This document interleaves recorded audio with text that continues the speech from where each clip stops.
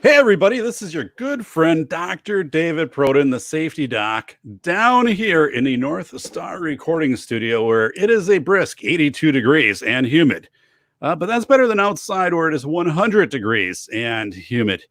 Thank you so much for following the show. We focus on school and community safety, anything that we can do to make you safer in your setting. So today's guest on the Safety Doc podcast, Clay Martin. He is a former USMC infantryman, reconnaissance Marine, and scout sniper. Clay crossed the deck to the U.S. Army and spent the rest of his career in special forces because he is a glutton for punishment. Medically retired at 15 years of service, he wandered the earth like Caine from Kung Fu before remembering he could type and started a career as a gun review monkey and novelist. He's the author of The Last Son of the War God and The Sword of Caliphate, fictional works. Recently, he wrote Concrete Jungle, a Green Beret's Guide to Urban Survival. Unfortunately, a nonfiction book, very appropriate to these times that we live in. He currently lives in the Pacific Northwest with his lovely wife, 2 dogs, and a pack of feral dogs. No, 2 sons and a pack of feral dogs. You were kind of right the first time. I was. No. So, and just first of all, your book, I'm going to bring it up and share it on screen here. Your most current book, Concrete Jungle. So let me make the studio do the things it needs to do here. All right. So this is off of Amazon right now, Concrete Jungle, Green Beret's Guide to Urban Survival. Paperback came out June 9th, 2020. And also on Clay's website, generous portions of this book are also available for free. But 54 reviews. I've read the reviews. People are fascinated. They're like, yes, this applies to what I'm seeing in my setting right now. I'm learning from this. I loved the excerpts. I have it as a book that I'm going to order. It was interesting, Clay, because I was listening to another very popular podcast a few nights ago, and suddenly the group of guys in the podcast were saying, "Hey, there's this book out here, Concrete Jungle by Clay Martin, and you should check it out." And one of them had read it, and was talking about it, and then I jumped in and said, "I'm having Clay on the show tonight. Saturday." He's going to be on my show. So tune in. They're like, "Oh my God." It's his stuff is incredible.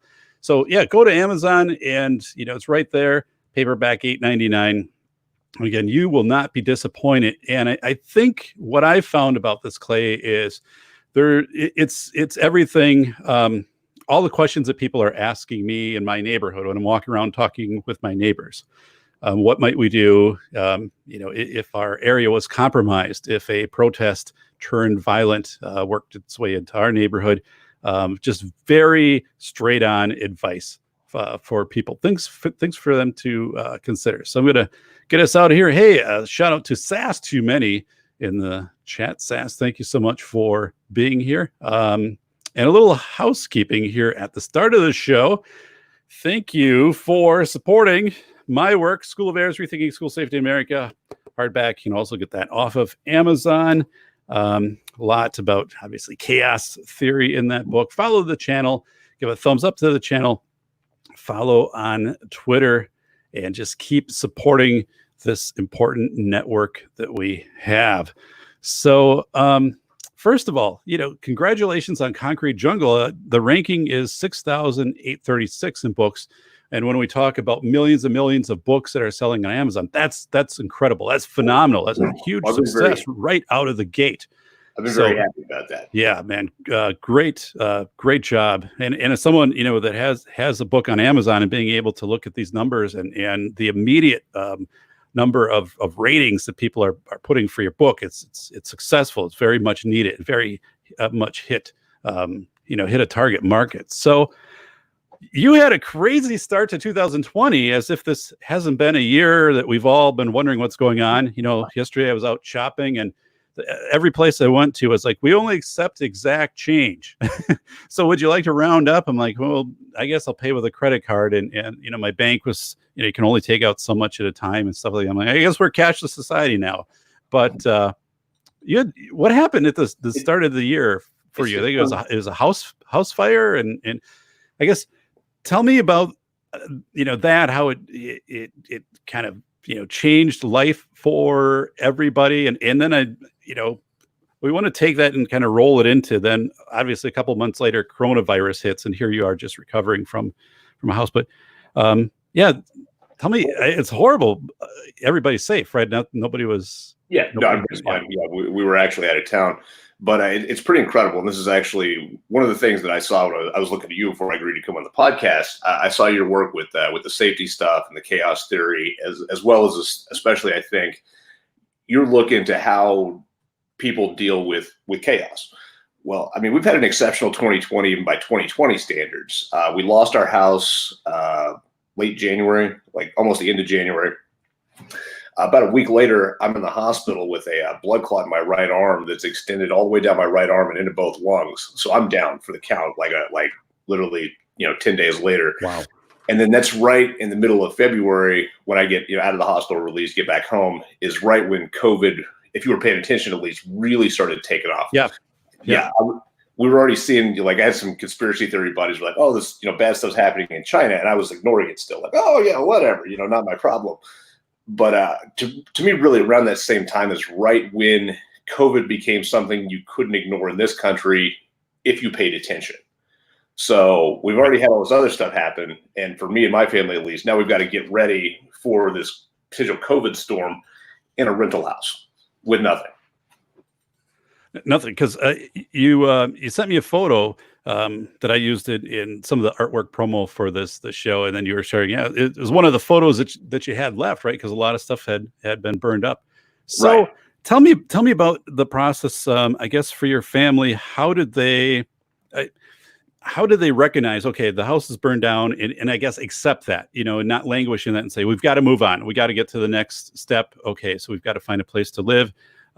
Get it, whatever things together that we've lost, kind of rebuild. And then you get hammered with you being in the hospital. You get hammered again. We're talking about a 60, 90-day stretch here. You get hammered with coronavirus of saying things are going to be shut down. We're going to have this, how did you process through that? How did your family process through that? Were there tips that you can share with us? Did anybody just kind of lose it and you had to sit down and say, hey, we've got to recalibrate you to what's happening here because we have no choice but to deal with it and move on? Well, it's really kind of a weird study, in my opinion.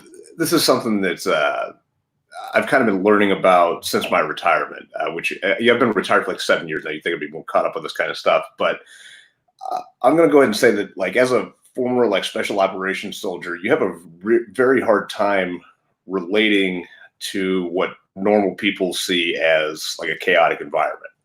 Just because you live such a weird life, right? Which kind of makes sense. So, I lived up until I was 33, this entire life of just mayhem all the time. Like, oh, we're home. Like, oh, the phone rang. Oh, we got to go to Kerflakistan and execute the minister, whatever, Yeah. This weird life.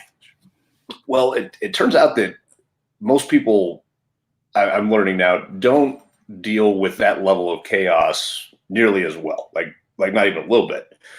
So yeah, it's kind of a weird thing to have all this happen at once. And then like you said, rolling right into the coronavirus. And it's definitely something that I noticed for probably the first time in a long time of how this is not a huge thing to me. Like, okay, we still have, a backpack and, 2 water bottles will be fine. Right. But, my kids are fortunately little. I don't know if that's fortunate or not. They're 2 and 4. So they were not handling it really well either. Where's our toys? Why are we living in these weird Airbnbs until we get the actual rental house that we're going to be in for a while?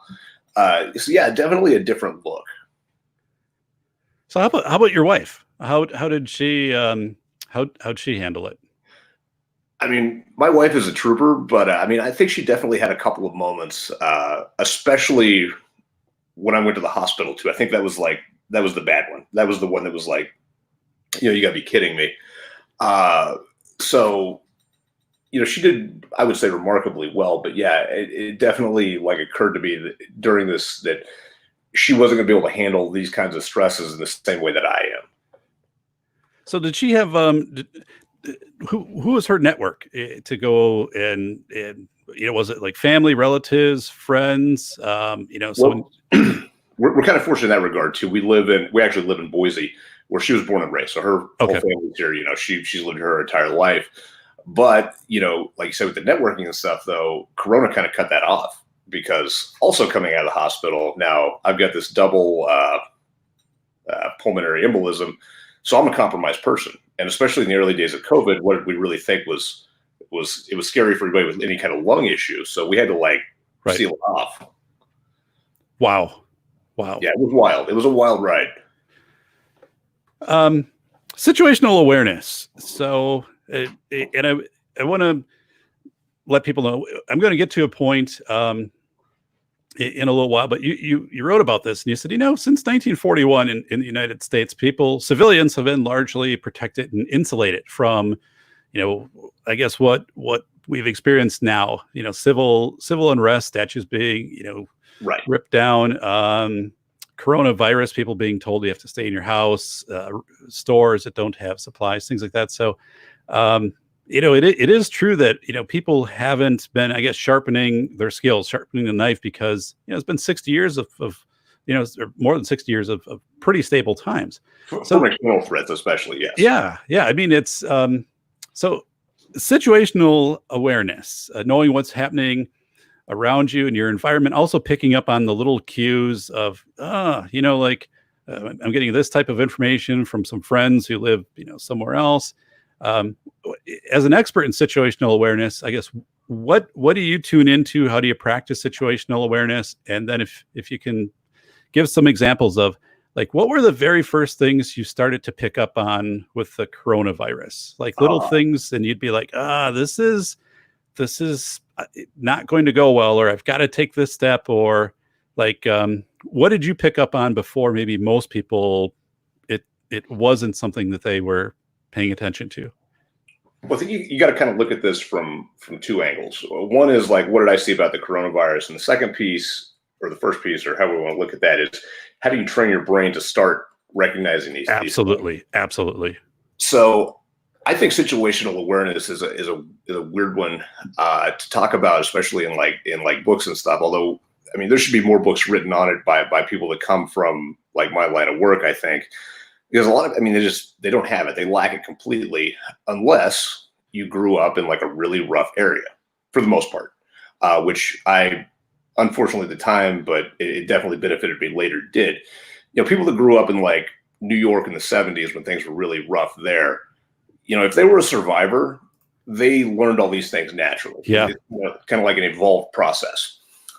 You know what I'm saying? Yep. I would say probably, your residents of, Chicago, some other bad places too. Now, you can learn it as well. And where I've kind of seen this play out is, then I get into the special operations world first in the Marine Corps and then in the Army. But especially in the Marine Corps, I was a young guy, they spend a lot of time and money making sure that you can read situations. There's, hours and hours and hours of training devoted to, just ruining your day if you missed a small detail. One of the biggest things about going to sniper school, it's not shooting. It's you with a set of binos looking at things, or walking through somewhere on your way to eat lunch or something, and later you'll be asked a question about what was on the sidewalk over there, 3 feet off the absolutely whatever, and you better know. So a lot of it goes into just that level of detail, opening your brain up to start processing more. So, you've just got to see things that stick out. And as you start to work on that mindset, if you also read into it with what could hurt me right now, what's out there potentially coming and snatch me up, your brain will just kind of naturally start to develop this kind of radar for bad things. And that's something you can work on every day, something you should be working on every day. So give me an example of, a time,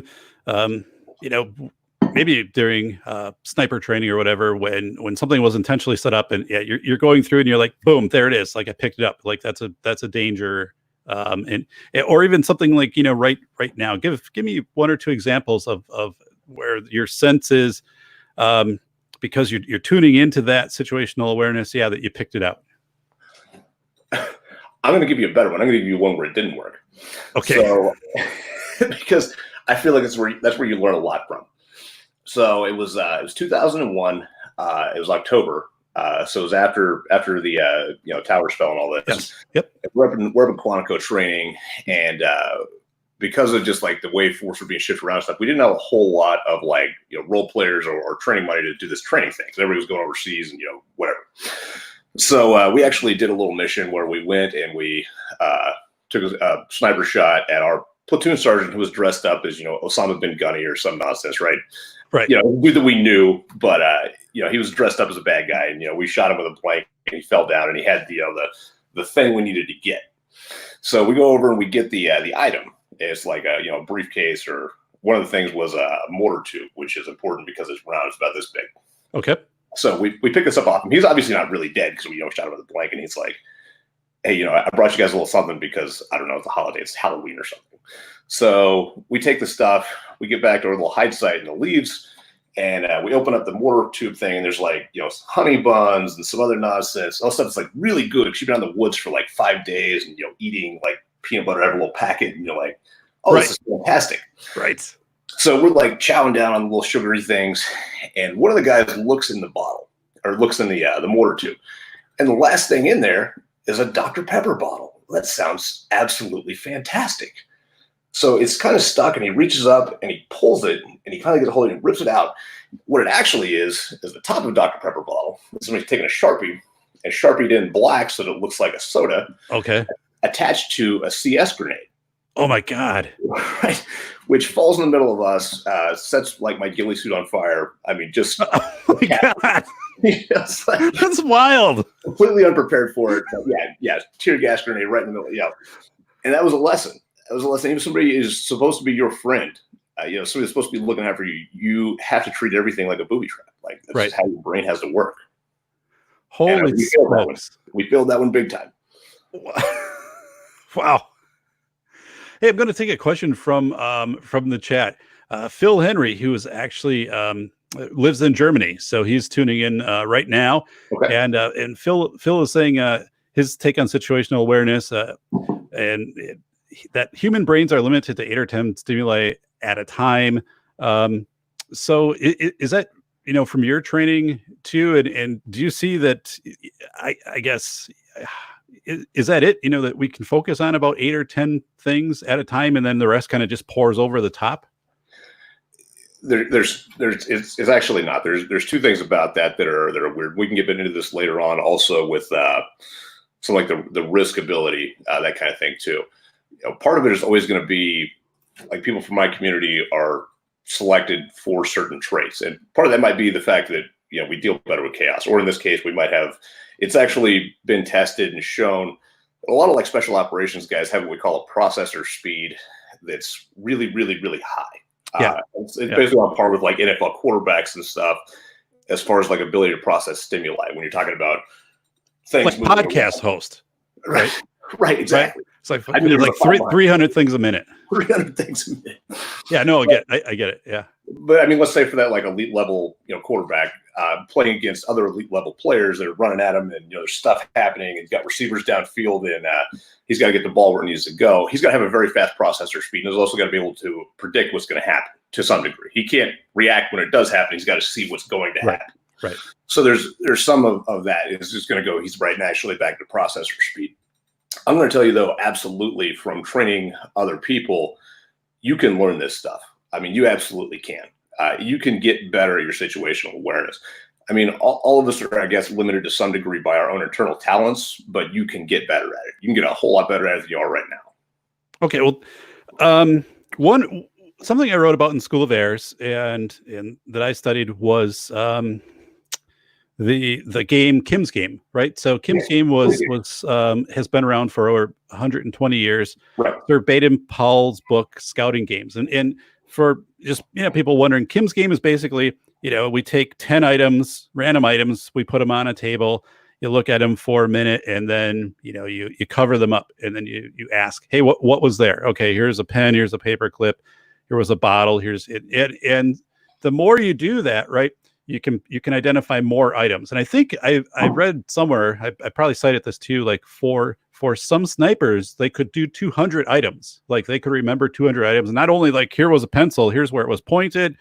And people ask like, how many things are made out of wood? Here's 6 things that were made out of wood. What were things that you could dig with? What were things that conduct electricity? So, and that's free, right? This Serpane Pell, it's like online, you can download it. And that's when I would work with schools and say like, situational awareness, having kids detect these little things that are off in their environment. But what are some ways that, people can learn situational awareness like every day?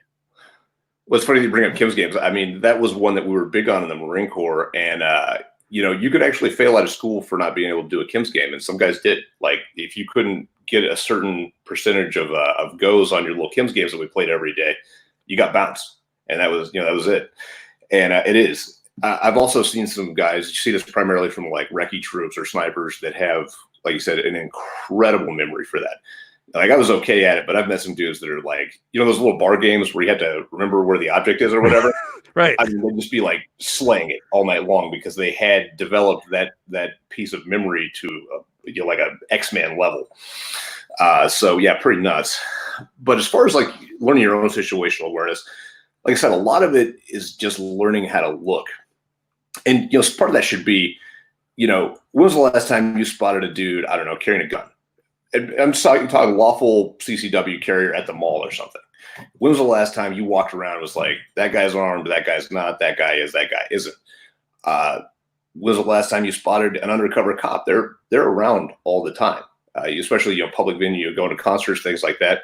Can you spot the cop? They always stick out if you know what to look for. But this is kind of how I think you start to open your brain up about, maybe I don't need to know this right now, but I definitely might need to know this in the future. Like start looking for those little details. So do you write about that in your books or in Concrete Jungle or any of your blog posts of here's what to look for? And I want to make sure I'll come back. I had Larry, well, I'll do it right. I had Larry Lawton on the show a few weeks ago. Larry Lawton was the biggest jewel thief in America. And nice. I asked Larry, who spent time in the federal pen in Atlanta, where he said like every day someone was being murdered, right? It was super violent. So he said, Dave, if you'd look at everybody's feet every morning, and if somebody wasn't wearing their sandals, if they had shoes on or boots or anything, you knew something was going down. You always looked at what people had on their feet. And fighting real shoes. Absolutely. So, and where people were positioned, if suddenly people are walking and they're very close to the wall, something's going down because then they're going up against the wall. So, he's just like everything was so, he had to be so vigilant because things developed and literally like people just got stabbed and killed. So what are some things either you've written about or you can share like a few things people listening and say, like, here, 2 things like you can look for. This will help you identify, if somebody wearing clothes that are totally inappropriate for the situation, or if they're looking somewhere. I guess what are some things you'll tell people, and then like they'll take this and they'll be out in their environment tomorrow doing something. They'll be like, that's what Clay was talking about. Damn it, Clay. It's actually pretty wild because there's an entire study of this called a precursor fight cues. And I mean, you could write a volume this thick on what they look like. And some, really smart dudes, some shrinks that are kind of tied into the military piece or the police piece have tackled this. I mean, there's a lot that goes into it. But I'm going to go ahead and steer that around to one of the ways I learned how to teach it. Because I actually used to teach a course that we called Steak Knife and a Makarov. So it was kind of invented whole cloth, and it was for guys that are like kind of low vis operators, going to be working in a kind of weird, not really war, but not a war kind of place with like, a concealed carry gun and a knife. Well, a big piece of that was like, I teach them how to shoot and teach them how to stab somebody in the neck, but that's not really that important. Like learning that the bad things are about to happen to you is a whole lot more important.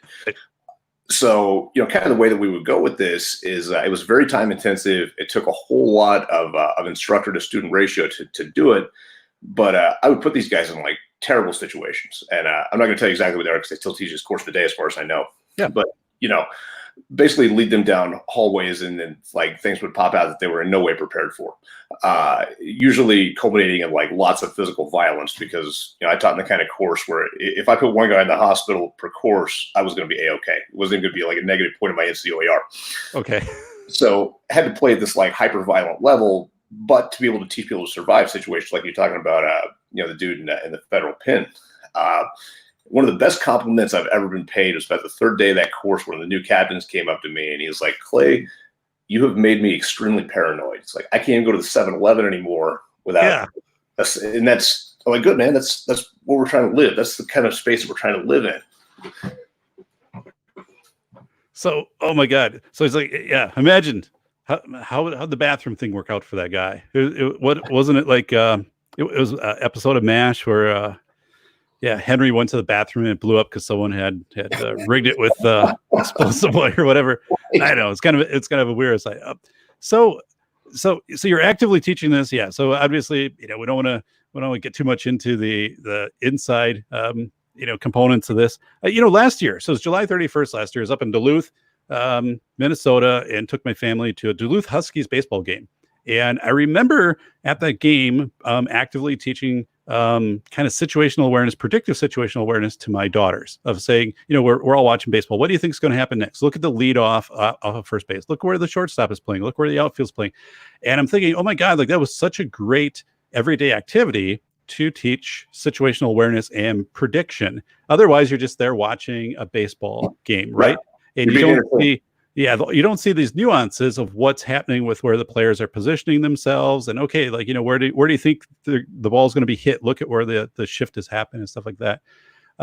So I'm gonna move us through a great set of questions here that match what you've put together in Concrete Jungle, and I want to make sure that we harvest from that. Reliable information. How do you get reliable information? How do you know that what you're being told or what you're finding? Because anyone who says, "Well, I heard this today on the news," okay, that's great, but there's a difference between information and intelligence. So tell me, for you, what that difference is. How does information then become intelligence? Well, the biggest thing is it's a lot like the situational awareness. Actually, it's like it's not something you're going to learn overnight. This is something you have to start small, and you have to start seeing how it works. And for the information game, it works the same way. Like the best way to learn that you're getting good information is to start with something. Start in a time and place where it doesn't really matter. You can start, asking your kids questions about what happened at school. And then if you're, real gangster, you could follow up your spotting scope. Well, maybe not a spotting scope when they get mad about things like that. Follow up and see if what they told you is true. But you just kind of have to. Information is never 100% reliable, and you always have to question the motives of where you're getting your information from. This is something we do go into in detail in the book. And that could be somebody actually trying to deceive you, somebody's trying to make their status better. There's a whole mess of problems to go along with intelligence. But the biggest thing, I think, is that you have to get out there and practice it. It's like anything else in life that involves interaction with other human beings. You're going to get better at it through practice. I had a friend, actually, his favorite thing to do when we were young, broke, like corporals, he would go down every weekend to a car dealership, and he would try to buy a new car. Okay. He would, negotiate for hours. He'd spend like 4 or 5 hours doing this. And when they finally got to the point where either he got his number or they were just like absolutely not going to deal with it anymore, he would just get up and walk out. This was fun for him. He had no intentions of buying a vehicle. Right. He wanted to learn how to do this. And that actually later in life made him a fantastic interrogator as well, because he'd been dealing with professional interrogators, kind of. Oh, yeah. Yeah. So there's a lot to be said for just use your own brain and figure out a way in your life without, spending a bazillion hours doing it, that you can learn how to harvest information as well as back check it. Just like you were doing with the baseball game, teaching your kids about predictive learning. Yeah, every day, all day long should be a learning environment. I've actually had shrinks tell me that it's unhealthy, but I lived this long, so. Right. Well, Clay, let me talk about a member check. So, Okay. You wrote about this as building a network of allies. So it's identical to what I describe as a member check in my book, and actually in the book that I'm writing right now, the Velocity of Information member checking. And actually, member checking is something I didn't learn about. I didn't do until maybe I was 40. So a lot of this stuff, and nobody ever taught me how to member check when I was younger. Maybe we just kind of did some of this stuff. But so a member check basically is that you have people you can go to and you can say, what are you observing right now where you are at? I had Joe Dolio on the show last month, and Joe is a martial arts expert, also retired out of the military in the Detroit area. And Joe has a network, and with his network, for example, they had an app. I think it's called Isolator, but it was an app, and they could take pictures of things, and it would timestamp it, give the coordinates of it, and then they would describe what they see. Like if it's outside a hospital, if it's at a protest, something like that. But what I did at the start of coronavirus, the Cascade event. So middle of March, right? Yep. So I reached out to my network of maybe like a dozen people all across the world. One was the head of an IT for a major medical center. So I knew like he'd be able to see things from the inside. Another one, retailer, other ones, Canada, Germany, stuff like this. And the thing was, we had to figure out, okay, how do we have reliable information? So go out and we're going to check what you see at stores, like grocery stores, what you see at hospitals, and then you have to describe it back. You have to timestamp it, and then we will just take it and do the same thing, like a few days later, and then we'll try to watch for patterns. And it was really cool to do this because I knew I was getting valid information from these folks. And then of course it's not what you're hearing on the news, right? You're hearing like everything's overrun or whatever's happening. And so I'm getting this authentic information from these folks. So I can really, use that to make decisions. But also, like Joe had mentioned, like in his member check network, he had one member who wasn't giving authentic information, was kind of embellishing. And I think there's this tendency for people to get sucked into that. There's a psychological term. I don't know it right now, but it's basically, you believe that the event is happening to you, even though it's happening 1,000 miles away. You just start to lose it. And this happens to people who are, so War of the Worlds, when Orson Welles did War of the Worlds in 1938, and was talking about the Martians were attacking and stuff like that. The next day, a university professor, I think it was Stanford, but university professor went out with grad students, and they interviewed people, and they said, hey, what happened last night? And a number of people said, my God, there was this alien, attack that happened. And some people were saying, this device like that they were in, it went right through this field. I can show you where the markings are. And, and so it was crazy because this obviously never happened. Right. So you have to build a network of people who are going to give you authentic, valid information. You write about it in your book. Tell me how you do that. Well, it's actually very interesting you bring up those biases as well, and that's something that I actually said to you in our emails before we did this show. Was I didn't even want to go in and like read about your book and stuff because I don't want to present my biases to this. So I've actually been on the backside of another kind of weird high level selection thing where I was doing the selecting, and we had a bunch of shrinks there, and part of their deal was always whatever shrink stuff they were doing, but they gave us classes and we went through it every time. And it was a little like checklist of all the like biases that you can have about an event.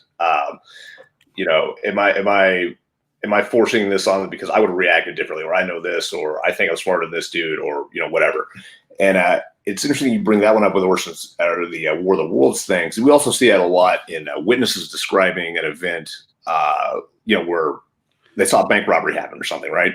And, all of a sudden it was 2 dudes, not 4, or 4 instead of, and it's all messed up. Like, they'd be reporting a red Corvette instead of, a white, semi truck.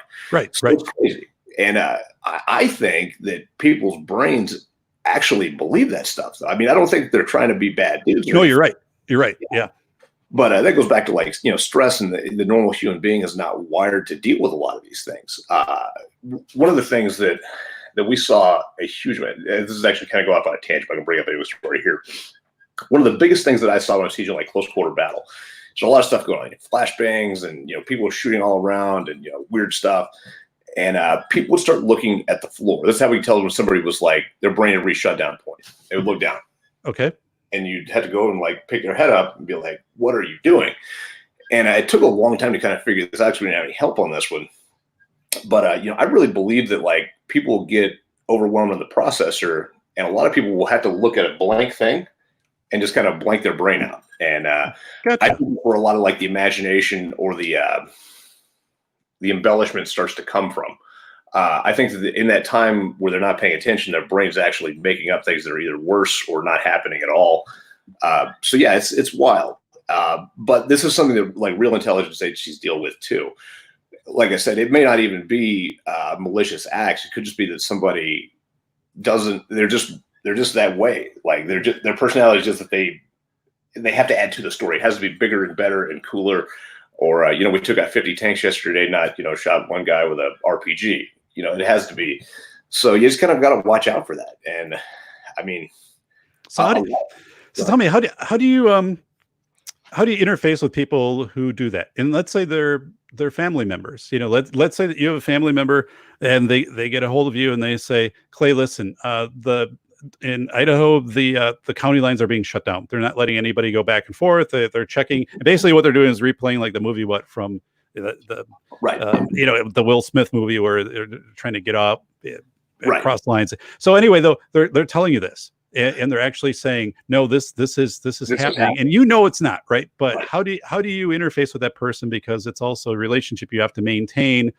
You can't say no, you're lying, obviously, because they believe it. Like they're so caught up in this. I guess, how do you help people recalibrate is what I'm saying, in a safe way, people who look to you, and because I struggled with that. I had a relative who did say that exact thing to me. Said the state lines were being shut down, was saying that someone was that they believed to be authentic information was was seeing this. None of it was happening, but I had to just back away from it and say, I have Right. different information than you do on Right. this. I don't believe that is accurate.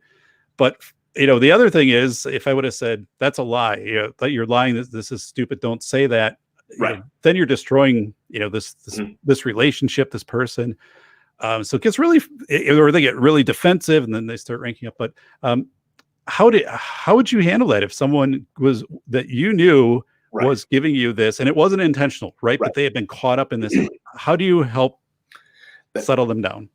That's a really tough one to deal with. First of all, if it's like a real crisis, like you have to stop taking that call, because like you just can't deal with that right then. And also, it doesn't help you to have information that to be false in a crisis type situation, because even if it's wrong, your brain's going to start using it a little bit. Even if like right now, while there is no crisis, we could be like, haha, that dude's an idiot, and I'm just going to ignore everything he says. If you listen to it while a crisis is unfolding, especially you're tired, you're stressed out, you may start to subconsciously add that to your calculus, which is definitely not good. In a situation like this where you have to maintain the relationship, that's really tough. In my experience, there's no way to turn somebody like that back. Once they're that kind of person, it is what it is.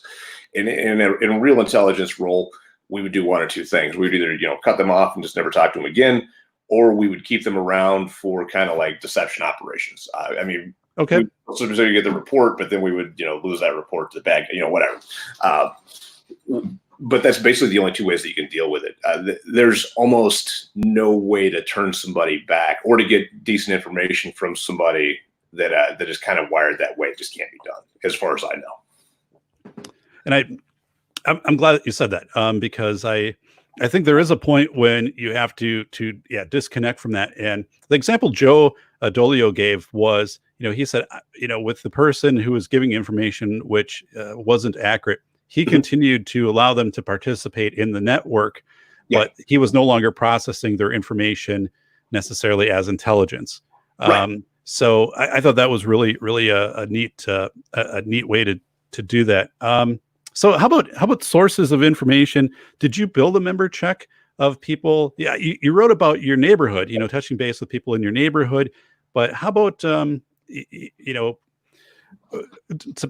March 15th, NCAA shutting down, NBA a couple days later, Disney. Are you talking to your friends, former colleagues, workers, specialists all across the country, world, and saying, what are you observing right now outside your front door? Tell me about that.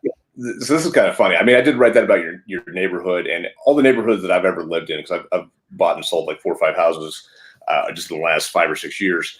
My wife is always like, "What are you doing?" 'Cause she's a very like kind of internal kind of person. I always meet the neighbors like every time. Like I don't care how crazy they are. I don't care if there's like 15 junk cars in the front yard. Like I always meet the neighbors and I always know what's going on, and everybody knows my name and I know theirs.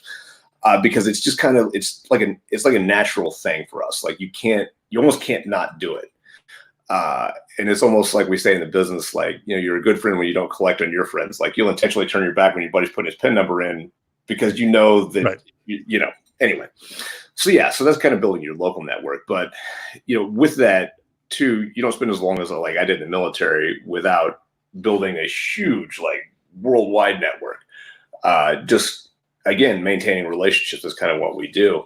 So yeah, I mean, I'm going to say that I was ready for COVID well before March 19th. It was weird. Like I got probably the last box of 25 masks off the shelf at a hardware store. Yeah. And, basically we wanted for nothing, but yeah, I was doing the same thing. Like, I called up my friend and he happened to have family that lived in Italy. And this is when they were kind of like, when Italy was like just starting. And his family's like, no, people are like dropping like flies. Like it's terrible over here. Like this is super bad. You guys need to get ready. So yeah, I mean, that was a huge advantage, being able to talk through, maybe 1 or 2 proxies all over the place and see what was really happening. So I guess what were, so you said you went and you got mask, and what were some other things, I guess early on, and who you picked to be a part of your member network? And I guess if anybody watching this, anybody listening, how many people can you manage in a network? Should you centralize like a Google Doc of how you're getting intel? Is that like, do you assign somebody to, okay, you're going to track this? Do you put a value over, hey, go and take a photo and timestamp it so then we can compare something else? How do you, if you're doing a mini course right now, you're doing the pitch for a master class on here's how to build a member check network. I will teach you. Tell me some things that would go into that. Absolutely. I mean, here's another thing.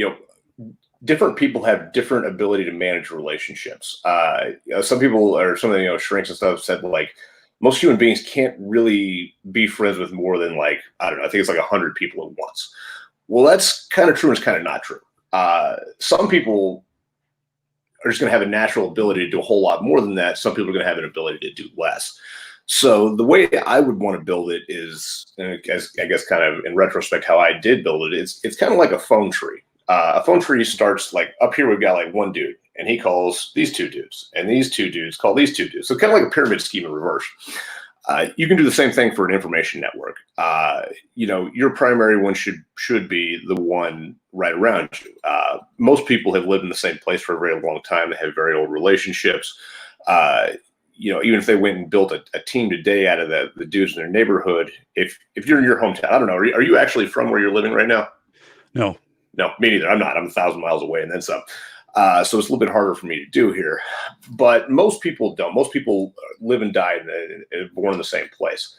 So, if you haven't talked to them in 10 years, if you can call up the high school principal for, I don't know, Backwater, Georgia, and say, hey, are you guys really getting, like shipments of body bags or, FEMA, whatever, whichever one that we want to go with. But outside of your own little neighborhood here, you always need at least 1 or 2 guys that are over here and they have their own little networks. And then over here, they have their own little networks. Right. And kind of by doing that, like you said, with like Google Docs or just kind of becoming like a clearinghouse for information, you can learn a lot. Now, there is also such a thing as information overload. You start getting pictures, 400 pictures a day from all over the country. Right. You're probably not gonna be able to process that. So, keep it manageable, but yeah, as long as you've got a couple of people in different places that are reliable, you can get a pretty good picture of the big picture. So would you say, you keep together and you appoint somebody, say, you're going to be the data person. This is where everything gets sent in, or it's like this Google document, enter your stuff at a certain, point in time. And, by 10 o'clock every night, we want updates in the Google Doc or something like that. And, wow, that is so, yeah. Tell me one thing that you found out that either surprised you when you talked to one of your member checks, or something, that you expect it to be happening based upon what was coming out of CNN, Drudge Report, local news, and you call them up and they're like, yeah, man, that's not happening right here. Okay. Before it started really getting reported in the news, I mean, we're talking like kind of early when New York was like really blowing up, and it looked like, I was still thinking like, this is it. This is the 100-year flu. Like, we're going to lose like 20% of the population of the Earth, right? Yeah. That's how I came into this planning. So Buddy, in a different network, lives in New York City, and he was like, look, dude, like, not only do I live here, I have friends that are nurses and doctors and whatever, because he's in the medical community. He's like, they are not overrun in their hospitals here. Their ERs are not, flooded. There's nobody at the overflow hospitals. Like, nothing really that bad is happening here. Like, it's no big deal. And I was shocked. I mean, absolutely shocked. Yeah, I was shocked the day, one of my friends in New York, who was a member check, contacted me and said, hey, the USS Comfort just left today. I'm like, really? Like, I thought the thing would be there like a year. Right. No, right. It's done. It's gone. It left. And a member check who has been on the show and has talked about this, Charles Mack, who's IT with University of Pittsburgh Medical, was sharing the scaling up of the medical facility, University of Pitt, and basically that they had to have more internet access, more access to do remote medical for people who might be home and stuff. Mm-hmm. But he was also saying, while that was scaling up, actually the number of people coming into the facility hadn't changed. That baseline was stable. So that was very interesting information, because here, obviously, we have someone who he was given. It was early on. Remember, we're hearing about these. You have to have essential papers because if you get stopped on the roads, and he had those. Like, he sent me a picture he had taken. Well, now, that stuff can all be shared, but at that time it was a little more quiet, right, a little more covert. But he said, yeah, I was issued these, and expect to be stopped in the city when you're going around. And so then when I heard that, I was like, holy smokes. But again, member checking in with him, with other people, a couple other people that had these papers, some that didn't. But then it just seemed like that went away, right? So right. That didn't escalate. But yeah, it is something to have a member check network. People, they get isolated. This is a big gift of today, like with the internet, with telecommunications, with people being able to take phones, GPS things. I talked with a man from who lived in the Soviet Union, who was a bicyclist in the Soviet Union in '86 during Chernobyl. We were talking yesterday, and you would say, but of course back then, to try to figure out what was going on was very difficult. You had to listen to the radio stations that you could get from Germany that weren't blocked, like or BBC type of stuff, just to try to get a different take. But so yeah, this is really cool. Like, you're building your member network, you're taking that information. But how about signs of chaos? And what I'm talking about is, let's say, like right now, the cruise lines have said, okay, we're not going to do cruises until like the end of September. More things are being delayed. Like, schools are saying we're not going to be starting in-person classes. What are things, like signs that you're getting that are saying, oh, this is going to linger? There's more steps to come, more phases. I guess what's coming out right now that's crossing, and you're like, this is good or this is bad? What are we in for?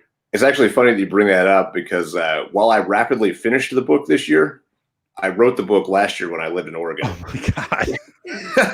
Prophecy. Yeah. I started writing it in July of last year. We moved over to Oregon for about 6 months, and then I couldn't stand it anymore, so we had to leave. But while I was there, that was when the light bulb really kicked on for me. I was like, and we weren't even in Portland. We were a couple hours from Portland, but just seeing what was going on, I was like, oh, this is going to be bad. Like, this is going to go pear-shaped at some point. And I thought it might be further down the line, but I was like, this is definitely happening. And that was actually when the majority of the book was written. And then it was just fortuitous that a friend of mine still had a copy I had sent him in his email, in like his sent box, to otherwise it would have been lost forever. Oh my God. Right. It's crazy, right? So he sent it back to me, wrote a hasty couple of chapters on the end, and put it out. But yeah, people have asked me, like, did you have a crystal ball? Like, or did you write this like while this COVID was going? Like, no, man, this was like written at least a year out, because I kind of saw the signs of, and especially a lot of these like blue states were not enforcing the law anymore. They're dropping charges against all these people. They're like hitting people with bike blocks, all this stuff, and we're kind of gradually building towards a more lawless society. And it's really taken off this year. So are you asking me for my crystal ball for the future? Because they don't look good. Oh man, I think that we are about 6-8 months. Economic theory is not my strongest suit, but I would say we're about 6 to 8 months out from what I think is going to be hyperinflation, perhaps a complete economic collapse. I mean, that's a bold statement to make, but I think our economy is going to crumble. I also think that all this stuff that's going on right now with the riots and whatnot, I think this is actually a dry run. I think this is going to get a lot worse in November. Either the immediate ramp up of a couple weeks before the election so that we had to mail in ballots, or like the couple of days before the election, just create chaos. And if Trump wins again, then look out. Yeah, I can't imagine that the day following the election is going to be anything less than protests, looting, riots, people not showing up for work, just massive. I think beyond anything that we've seen. And I want to touch.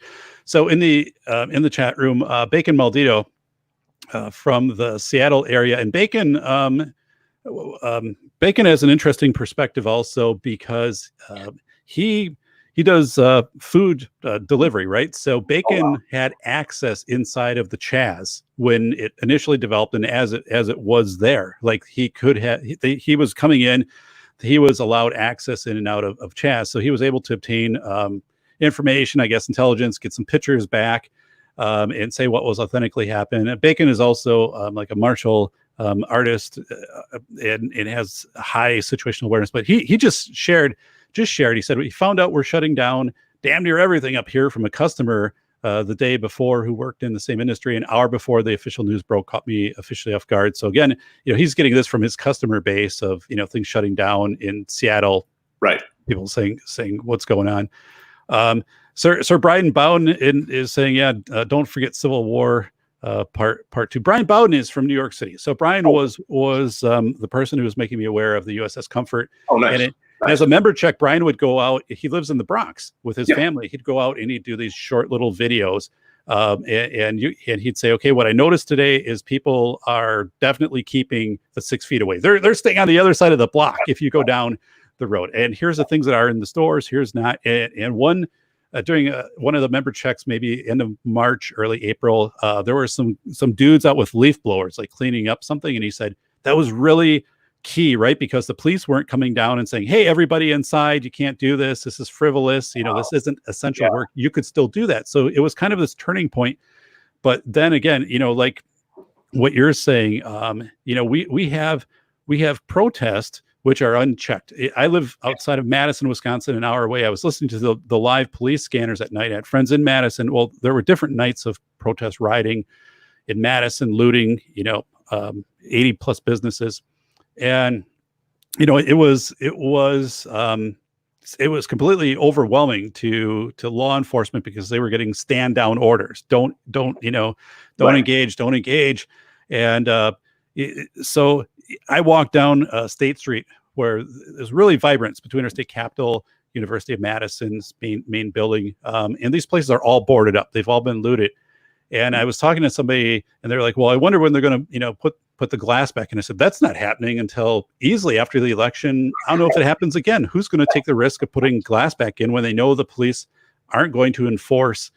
And they have everything ripped off. And I said, who's going to be the first person that takes down the artwork, which was put up, right? Because they came down and painted all these murals and stuff to try to put a different image on it. I'm like, the first person that does that, unless that goes into a museum or something, their place will be destroyed. I mean, it'll be so it's this whole thing of really these nuanced things. They said that area is probably dead, at least for a year. Like I wouldn't go down there unless it was absolutely during a day. I didn't park anywhere down there. I know the area really well because I went to school, down there. But oh my God, just crazy. So tell me, tell me about how concrete jungle is going to help anybody who picks it up and reads it. Tell me, because I love it. I absolutely love it.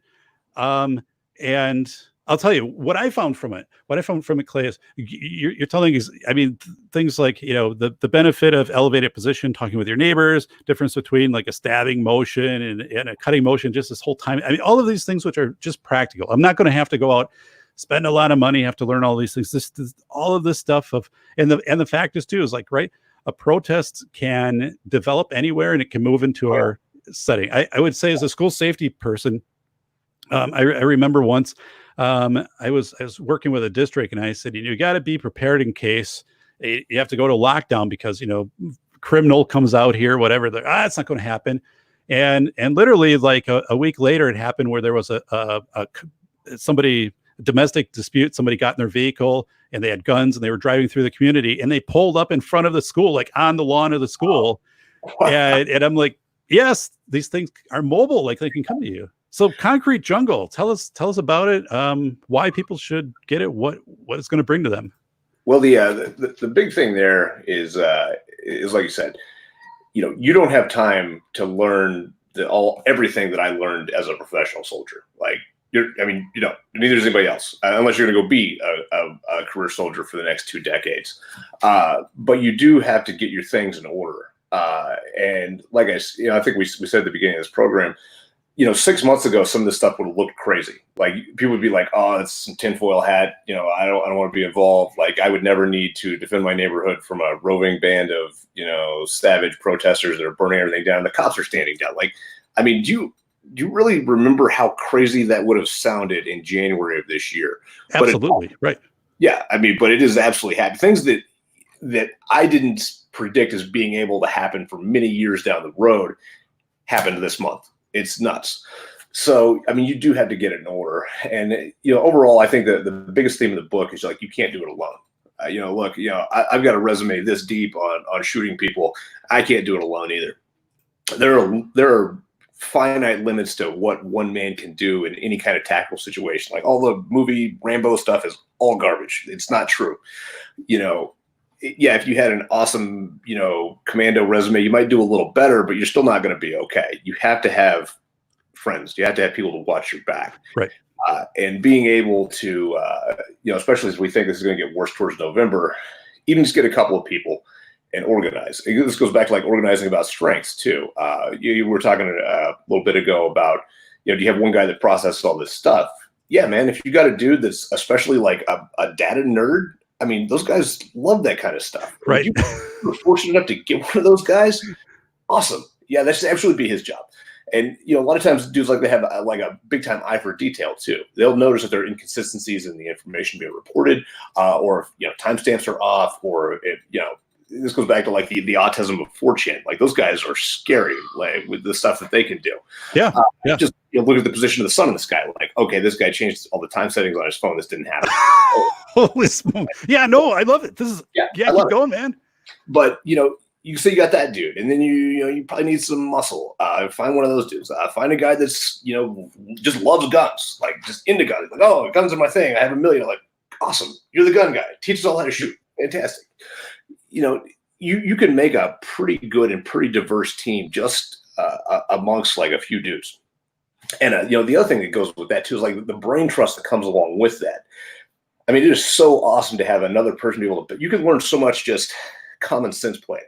Sometimes I'll make up a plan myself, like, oh, we're going to do this, and then I'll talk to my wife about it. It's like, that's really stupid, and here's the holes in your plan. Like, oh, thank you for pointing that out, so we didn't die. That's fantastic. The more brains you have involved, the more likely you are to actually spot the errors in your own plan. And I think right there, what you said, where your wife pointed that out, that is somebody who is a member check. A member check is someone who is going to be honest, and they're not going to tell you what you want to hear. They're going to tell you what you need to hear. And as you said, those are people that you trust, you embrace them. And we're in a society too, where just a lot of people aren't used to that at all. They're used to saying something that's going to please, their boss or to stay out of a conflict situation. So it's yes. Get a member check and say, hey, if this doesn't make sense to you, just tell me what doesn't make sense and let me process it, inform it. Maybe I'll change it or maybe I won't. But yes, tell me that. And that's a part, when you have that network with other people, it gets so real and so valuable. And actually, I think we had that maybe 100 years ago with people, or 120 years ago. There's this thing called the Four Vagabonds, Henry Ford, Edison, and whatever. They go out and they would like just sit around a campfire for like 2 weeks and just bust each other's balls about stuff. I mean, because they could all do this, right? They could just say, "Hey, this is kind of crazy what you're doing," or whatever, and they needed that. You can't do that so much. But so tell me, so yeah, your wife she runs past and she's like, "Hey, maybe here's something. I don't think this makes sense, Clay." So yeah, keep on. And that's actually something that's highly prized in the special operations community too. We call it, being able to speak truth to power. They specifically want guys that will tell the commander like 5 levels up, like, that's stupid and it won't work. And oftentimes that bluntly, because you have to. You're in these compressed timelines, and you have to be able to say things like that tactfully, but to the point, like, no. So yeah, that's a huge deal. So the second thing, or the other thing that goes along with that, is developing your own intelligence network. Like we talked about a little bit for the COVID stuff. Like, there was a lot of bad information going around out there, and I'm sure that there is for the protests and all this other stuff too. Unless you have actual human beings that are seeing things that can tell you the truth, you'll be so far ahead of what you're going to get from the news. So there's that. There's thinking about your defensive position and how likely you are to actually need it. This is one of me and my friends here in Boise started talking about this like back probably like late February when COVID was just starting to happen. So we thought perhaps violence about that too. Okay, we don't live in the same neighborhood. Who's got the most defensible house? Who's got the most access to like clean river water? Who's got the best sight lines? That kind of thing. So thinking about what you're going to do if things do go bad. Thinking about what you're going to pack, which is not going to be everything. I guarantee you that. What's actually important to throw in the car if you had to bail? How can you defend your position? Yeah. Wow. So there's a concept.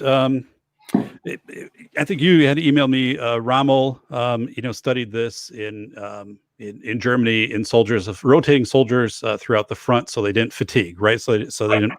So three things would happen for frontline soldiers in World War II. You would either be killed, you would be captured, or you would have a mental collapse. And there was something called finite voltage, and this is actually pretty interesting, Clay, because this Dr. John Apple was a psychiatrist in the U.S. military during World War II. He embedded within these frontline troops and was gathering this information. So kind of like what Rommel was doing with Germany to some extent. Now, the interesting part is, so I've written about this. I study this. I have the reports. I have them from Dr. Paul Rapp, head of military medicine, a few years ago, and one of my friends in Germany was saying, I was talking about finite voltage. He said, "Well, I can't find this on the web." I said, "Well, no, it's out there. Just John Apple on the web." And I'm searching it. It's gone. So there's this other thing too. If people think like during an emergency or crisis, I'll just retrieve it from the web. Like, it'll be out there.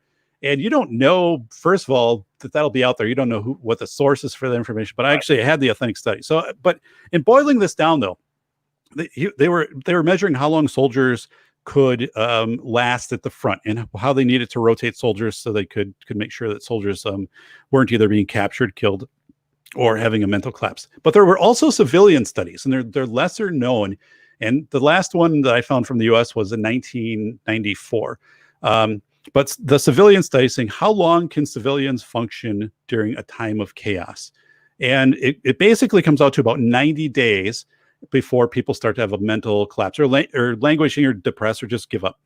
And so what was done? So again, these studies are before the internet, they're before social media. So we don't really have a lot of contemporary stuff, but you'd see this manifest in, we're going to do a scrap drive for metal, right? We're going to do a metal drive, and this gives people something, to look forward to. We're now in phase 4 of this operation with the military, even though it's no different than phase 3, but they're telling people this. So now they think, oh, we're one step closer. And so what this means though, is once you get to 90 or 100 days, which we are at right now, when you take the coronavirus plus civil unrest coupled to that of a time, by definition, you'd be in chaos, out of self-similarity, that we are in times which are still chaotic. People don't handle that. They start to collapse. They start to have mental breakdowns. Again, I know that searches, you can go on the internet, searches are going up for, survival, depression, things like this. And you wouldn't see that at the onset of a disaster. So if you know, if something happens, hurricane, something like that, people they handle that, right? They process through that. They know it's going to hit. Hurricane hits, it's done. This lingers. So when you have this lingering chaos, it goes 90 to 100 days, people start to blink out. So what's your thought on that, and what role do you play as someone that people, look up to as, okay, this person has valid information, they're strong, they have a plan. How do you help people through that? Because I'm hearing that a lot right now, and I'm hearing that around the world. And actually, like Phil Henrik was saying, and he's in the show right now in Germany, that some people who he works with at the university are just like they are no longer processing this. They've basically just given up. So what's your thought on this whole finite voltage of where people get to, because you're trained for it? I mean, but most people aren't. You wrote about in Concrete Jungle since 1941, Americans have had it generally pretty comfortable. I mean, they didn't wake up in the morning believing we're going to be attacked, or the power grid is going to be down, or the economy is going to collapse, or something like that. And now these are real things that are on the table. Right. Maybe we saw some of it with like the nuclear, bunker building in the 70s and 80s, where we were scared of nuclear winter. But I get absolutely what you're saying there. And the thing is, I had never heard the term infinite or finite voltage until you brought it up. But I told you about what I saw from the German study was soldiers start off like you're put on the front lines and they kind of suck. Like no matter how well you train them, like they're not that great. And then for about 28 days of combat, they actually get better every day. They're like learning stuff and getting better at it. And then around like the 30th or 31st day, it starts a downhill slide, which doesn't really make sense. Like you would think if we were playing baseball or something like that, they should still be getting better, right? But they don't. Right. Then by around like the 60th day, oh, they're trash. They're done. I mean, your entire units are falling apart. And something I told you I would bring up. This is a story I don't think I've ever told anybody, but I've actually seen this finite voltage thing run out even in us, even in U.S. troops that are very well trained and very well selected for ability to handle chaos. So my 2007 trip, I mean, it was a meat grinder. That was when the surge was supposed to be happening. We were going out, we were hitting targets, 3-4 times a night. Okay. You'd come back in the wire, you'd be eating breakfast and be like, okay, we got to go do a daylight hit, which we didn't do. And we'd go do it anyway. So we were just rolling hard for about 60, 70 days. And then we started taking like some really harsh casualties. We ended up with like right at 1/3 wounded out of my unit. Wow. And it was crazy for this war. That was nuts. It's not like there was a year in Magby Saga in Vietnam where they had 100% casualties, but still 30% pretty nuts for 33. So what I really started to see around that like third, maybe it was close to coming home time, some really weird stuff started happening. I got out one night and we were in some city place, and I got my sniper rifle off my back, and fortunately that night didn't need to take a shot because that was part of our job. We'd protect the assaulters when they're in the house doing their stuff. We'd make sure that reinforcements were sharp or whatever. I get home and I've got an empty gun. Okay. That doesn't happen. It's not like I forgot to load it, because we left our guns loaded in the team room all the time. It's like I shot it empty the night before and never bothered to put new bullets in it. Wow. And I mean, that's like a fireable offense if everybody knew. I mean, it's absolutely crazy. And, at that point, I'm on like my third tour. I'm a very experienced combat veteran. And that was like a big check to me, like, whoa, like that is not okay. And you started, seeing some other things like that. Dudes would go out without a priming system, or their charges would fail when they were a guy that their charge never failed before. Right. So that finite voltage thing is very real. So you saw it in people who were trained for this. Are you starting to pick this up in people in your neighborhood, relatives, people you work with, people who are just emailing you, following your stuff? Because actually right now on Google, for example, search for depression treatments, things like that. You can go in and see what's trending on Google, and it's spiked. Like it's just off. And I talked to somebody that works at a company that does research, and people can participate as volunteers for depression treatment, and they're getting inundated with people saying, Wow. yeah, consider me. So these are the kind of the secondary indicators. Mhm. But yeah, tell me from a civilian, or maybe even your family, wife, relatives, kids, the finite voltage of, or how they've processed through this. Did they hit a point they went kind of a learning curve low, or then they fatigued out, or just some people Right. burning out? Well, I would say that my family handled it really well because about the 60th day of lockdown for us. This is also when like some kind of new information came out. We had some friends that work in statistics on the East Coast, and they were like, "Hey, look, the numbers are out now, and everything's going down or whatever." He's like, basically, COVID is no more dangerous than E. coli. Like, you're more likely to die from eating a salad that had E. coli in it that you bought at the grocery store than you are from COVID right now. It's like, so basically, this is all nonsense. This is well before people were talking about the 99.98% survival rate. So at that point, we were just like, mask off. We're gonna do whatever we want, and that's pretty much how we live now. Right.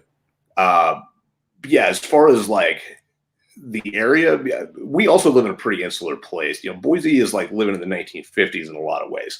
So I don't think we're seeing nearly the depression and stuff that people are probably seeing in like New York City, some of the other like deep urban areas that are now hit by riots and chaos and stuff too. They're dealing with a lot more than we are. Wow. So you talked about okay, so there's something called crowd-in theory, right? So crowd-in theory means that, let's say during the coronavirus, we all know people are rushing to the store. I have to buy toilet paper, I have to buy pasta, canned goods, stuff like that. That type of stuff was happening.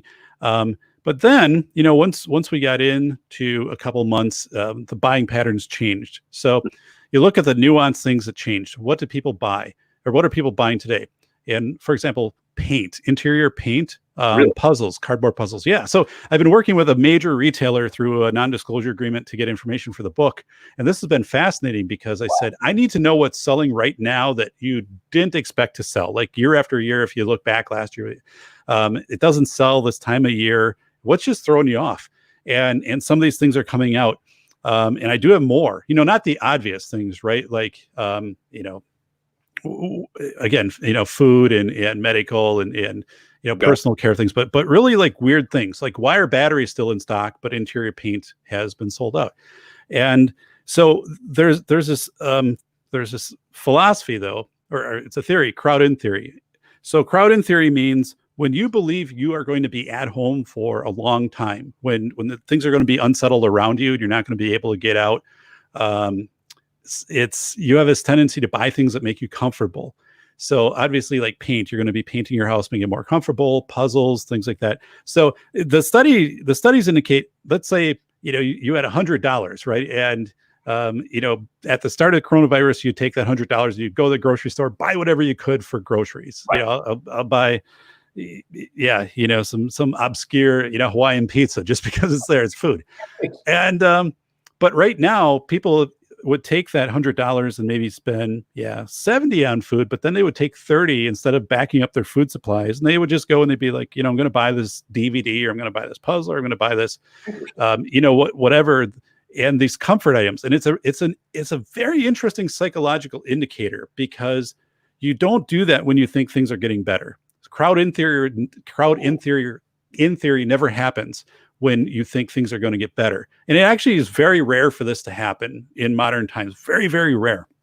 Probably like Chernobyl would have been the last time, like Poland, Sweden, things like that. So to observe this right now, to me, is really disturbing. Like it's very bad to see crowd-in theory actually manifest. Like this is just not a good thing.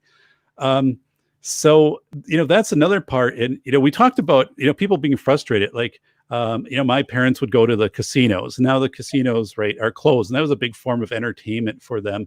And just, people, again, performances, are shut down, baseball, stuff that their kids are participating in, getting to this point where they're getting really frustrated. But so I guess I wanted to bring up I have a couple other people informing me on doing the data side on CrowdIn. One is she was tracking fish antibiotics and saying fish antibiotics are sold out in a lot of places because people take them and adjust them for human use. Actually, yeah, one of the books that every prepper should own is written by a doctor and nurse team. I can't remember the name of it right now. I'll shoot it to you. But basically, they've spent like the last couple of decades learning how animal antibiotics and medicines interact with human beings and have like dosage lists. Yeah, so I mean that makes sense. Yeah, that's one of the things that you want to stock up on. Wow. So I guess, I'm just putting out there the crowd-in theory, and if there's anything, you've observed, that's kind of like an obscure, weird purchase people are doing, or if they're starting to surround themselves with things which are more like, we're in it for the long term. That's very interesting. I hadn't actually heard that term before, and I didn't know this was going on either, but I'll tell you from my own experience now, one of the weirdest things that was happening during COVID, because I was the only one going out in our house. I'd had like, mop gear and like the whole thing. And I ended up having to go to Home Depot once or twice. And I was really shocked because our grocery stores never really got slammed here. Like I could always walk into them and get stuff. Like there might be some weird stuff going on, but I could always walk in and get stuff. And, same thing for most of the places. Home Depot was the only place the parking lot was always full. I mean, no parking spaces and like line out the door for 50 people deep. And it's been that way consistently ever since. And at first I was just kind of like, well, this is weird. But actually what you said there makes a lot of sense. I guess it's just people like, okay, this is happening. We're gonna work on the house, which is kind of crazy. For my own self, I'll tell you this: when the COVID preps were happening, I thought we were going to be locked down for potentially a very, very, very long time.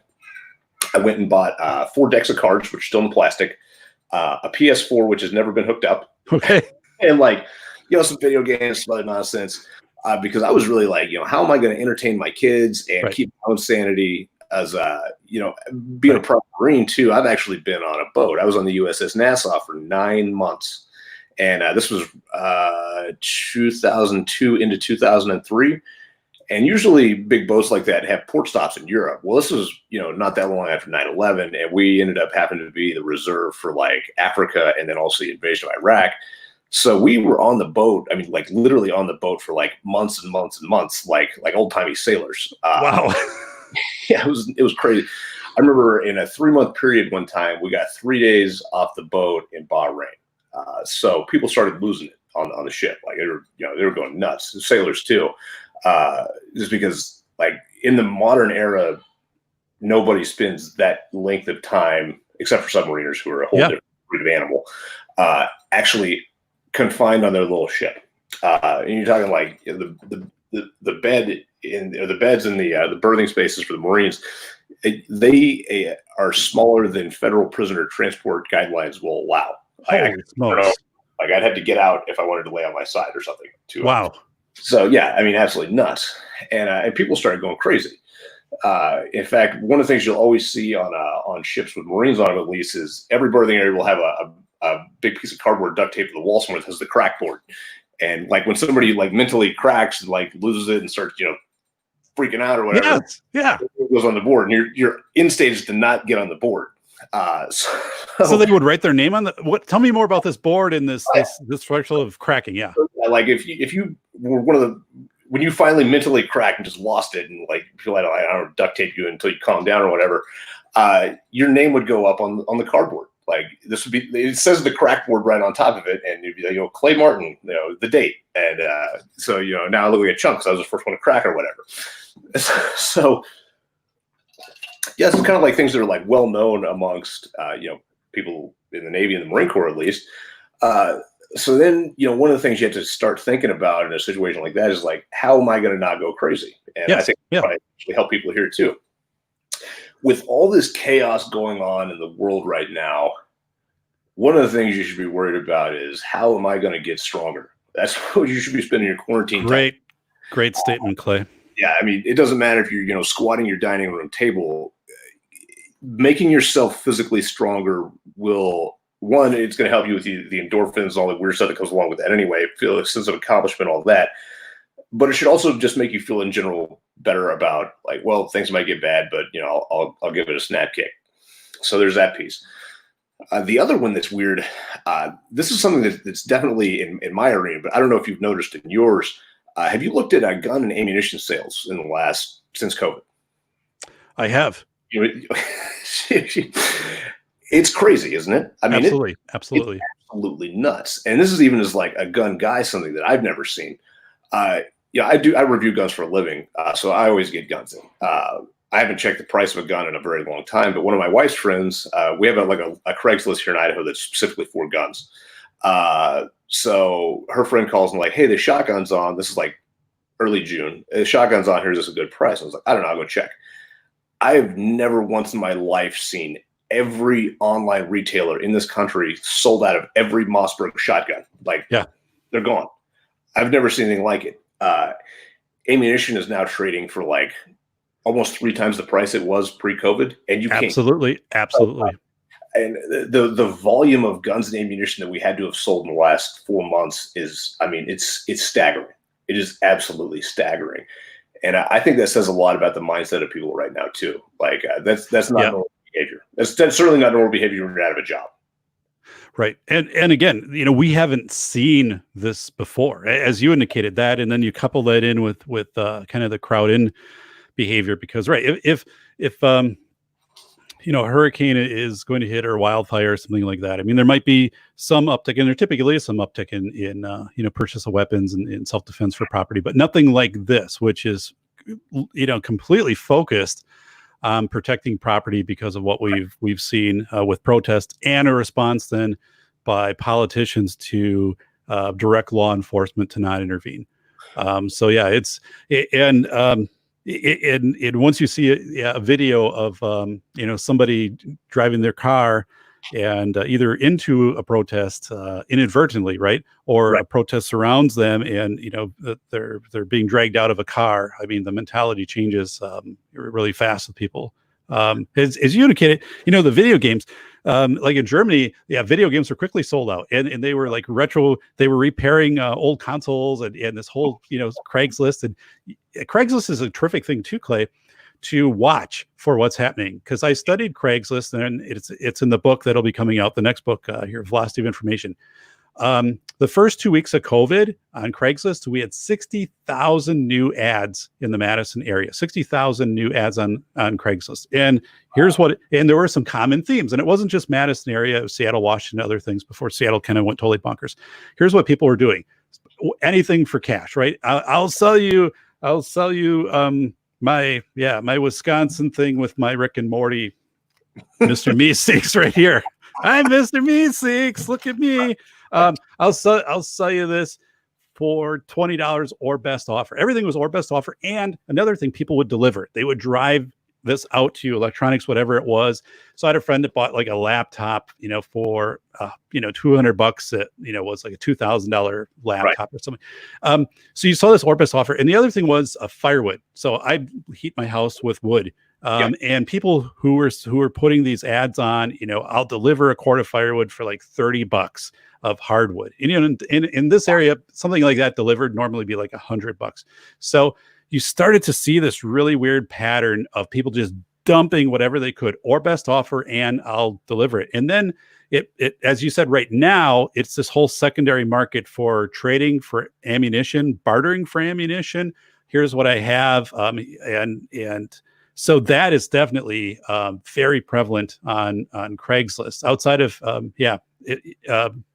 cash, it's I'll barter for these things. And so, oh my God, I mean, I wrote, so I wanted to hit on those two things, and another thing too, with people buying all of this and doing this crowd in theory. If you go back and you look at Germany during World War II, people would get rid of cash because they didn't know if cash would hold value, right, or if you'd have hyperinflation, as you indicated, which I think is very likely. So people would say, well, I'm better off to have these 10 things around me and actually have them, and I can touch them and manipulate, these items, versus money that was in the bank that just got wiped out.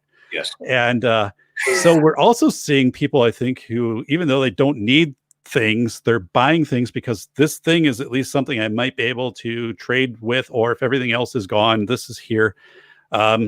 And what hyperinflation, might manifest at is, insurance or inflation rates, right now, as a 5-year CD, someone who's saving a certificate of deposit 5 years, you can't even get 2% anymore. But hey, like back in the 70s, a 5 years CD could get you 20%. So, as hyperinflation, things have kind of come down. But what would that mean? Inflation went up, and the amount of money you'd have to pay for groceries or services and all of these things. And again, as I just shared, I've never seen what I've observed in the last week for a move away from cash. I have never ever observed a number of stores, people from all over in my network telling me, the store's saying we're not going to give out whatever. There's incentive to use credit card, and other people saying, I had to go to 3 banks to, withdraw $600 because we're going on, a vacation or something. And my bank only let me take out $200, even though I have, $5,000 in a savings account, because they don't have fractional reserve lending anymore since the CARES Act. So really a bank doesn't have to have any money. I mean, a bank literally, if you actually went into your bank today and had an honest talk with like the head of the bank, they'd probably be like, yeah, we've got, I don't know, $6,000 in 20s. And what we used to have, twice that much. And it's just this big institution people have to trust in. But this is crazy, man. I didn't know that about the cash. That's nuts. And that's a very bad sign. I don't want to give up a lot of this bad sign, but you're right. As we talk, so this is such a value of this show, of having a member chat network, of the work that you do, the books that you put together, especially Concrete Jungle. But we pick these pieces of information up and we start to put the mosaic together, right? And we start to see, this is really something. There's a lot of levels. There's a financial level, there's a psychological level, there's consumer purchase level. You see, it's firearms being sold out, a secondary market for firearms, secondary market for goods. I guess in closing, I'll put the book Concrete Jungle. Please buy Clay's book. Subscribe to his content. It is incredible. He's lived it. It's authentic. You will definitely appreciate it. So I've got it, over here. I guess, what's your words of advice for people? Become a dangerous person and become very hard to kill. And I think, so you talked about, fitness being a part of that. So right off the bat, I mean, become more fit. You're more likely to be able to get yourself to safety and be able to recover from an injury. Right. Fitness matters. I mean, I've even seen this in people that are shot. Like, if you are, this sounds stupid, but if you are a more fit human being with higher cardiovascular endurance, that kind of thing, you will survive a gunshot that would have killed somebody else. You'll survive a gunshot that would have killed an obese person, just because once they already have trauma to their chest, like all that extra weight just basically puts them under. I mean, they can't survive on that little bit of oxygen where a high performance athlete can. It matters. It matters a huge amount. I mean, it's a big deal. And the stronger you are, the harder you are to kill. I'm going to give a shout out to Drew Bay. Drew Bay is a friend of the show. He's been on the show before. Drew Bay. And you're familiar, Clay, with Drew? Oh yeah, we're friends. Hey, good. So Drew Bay, high intensity training, but just check out drewbay.com or bay.com. And part of it, not a big part of it with school safety, for example. Drew said kids need to be more fit. I mean, this was before the COVID thing. This is like a year ago, but just in general, we need kids to be more fit. And that's not in case necessarily an assailant comes on campus, but somebody falls off a piece of playground equipment, or a bus is in an accident or something, then kids on a bus, that they'll be in better condition to rebound from that, or to survive that instant. So that's something I've taken to heart. I follow Drew's work. I bike. I try to bike, do at least one 80-mile bike trek a week, and work out. So I'll run tonight. It was too hot to safely bike today, but get yourself in shape. And then I guess, what would you, in closing, somebody contacts you, or even a relative friend, or just somebody out of the blue, and they say, I'm really depressed. Like, this stuff has just really got me down. I don't see it getting any better. I just see it getting worse. What's the point? I mean, not someone who's, thinking of taking their own life, but just someone who's having a hard time. They're like, yeah, I'm typically a positive person. I'm just having a hard time right now.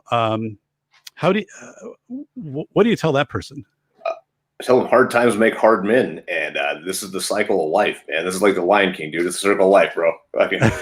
We're gonna have some bad times, and that's how we're gonna get back to the good times. And you just have to be one of the people that's gonna help, pull the wagon through the mud. And that's what you got to do. You got to buck up, a little camper.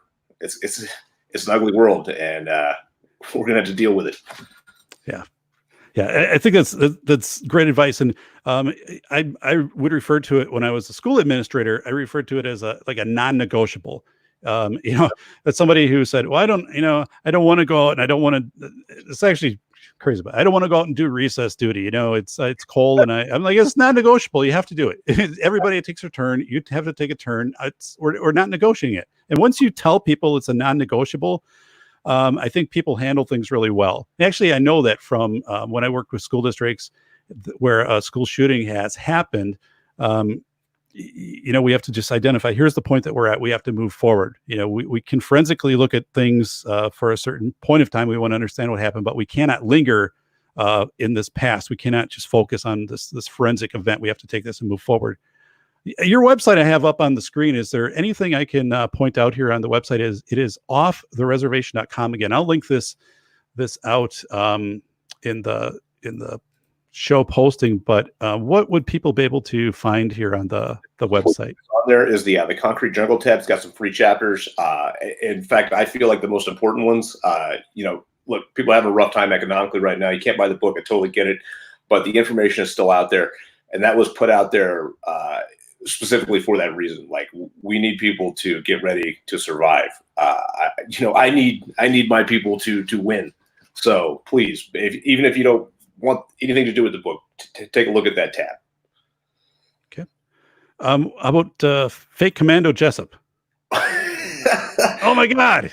That is a crazy story about this fake special forces guy that I ran into when I came to Boise, and he just wouldn't quit. So I finally had to write the whole story. All true. You've got some, and so in addition to Concrete Jungle, how about your other books? Both fictional. Last Son of the War God.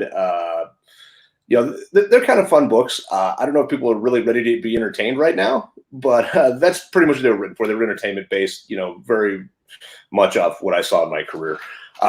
Completely fictional works, but I mean, they're good reads. Awesome. I'm going to get out of this. So, Clay, anything else before we wrap up today's show? Well, thanks for having me on, man. It was very interesting. I hope that we talk again. I find your work fascinating. Actually, that was a big. Thank you.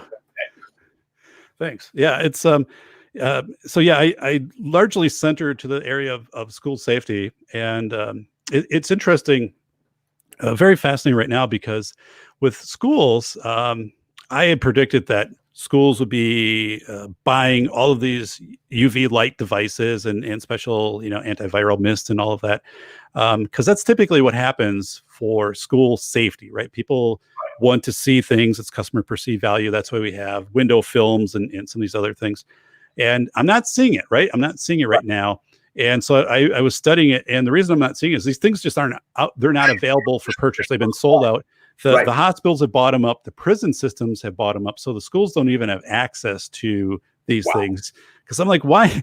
Anybody would be making a mint off of this, because it's just the way, again, schools work. Customer perceived value. Parents want to see things. And it's like the schools just don't have access to any of these things.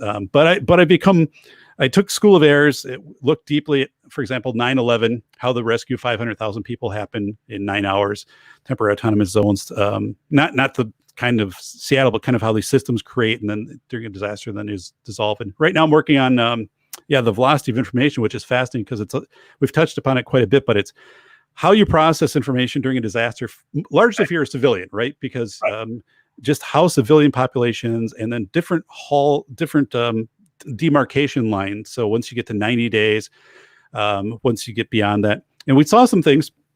We saw, like, the parades for first responders, and there are many people now who are looking at that and pegging that and saying that was actually, it's a propaganda event for morale.